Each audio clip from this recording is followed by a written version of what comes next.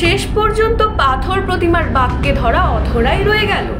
গত 4 দিন ধরে বাঘ ধরার জন্য বন দপ্তর কর্মী এবং এলাকার মানুষ দিন-রাত দক্ষিণ 24 পরগনা জেলার পাথর প্রতিমার শ্রীধরনগর গ্রাম পঞ্চায়েতের উপেন্দ্রনগর এলাকায় পাহারায় রয়েছে।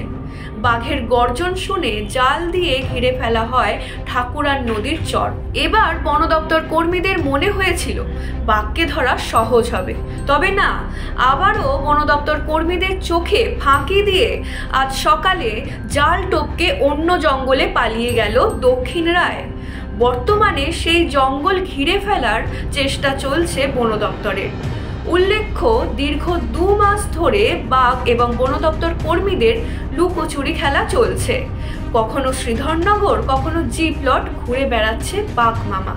তবে এবার বাঘ ধরা সম্ভব না হলেও আবার অভিযান শুরু করলো বন দপ্তর।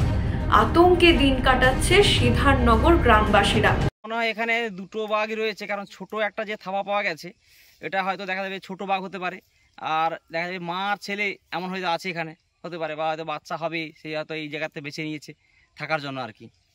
এই জায়গাটাকে সে মনে হচ্ছে, কিন্তু এখানে যা অবস্থা, এই যে বাঘ যেভাবে ঘুরে বেড়াচ্ছে, সবাই কিন্তু আতঙ্কে, আমরা ভয় রয়েছে। দিনের বেলা কিংবা রাত্রিবেলা কিভাবে থাকছেন? দুটোতেই ভয়, কারণ বাঘ দিনের বেলা খাবে না, রাতের বেলা খাবে তো হতে পারে না, যে কোনো টাইম খেতে পারে, যে কোনো পেরিয়ে আসতে পারে।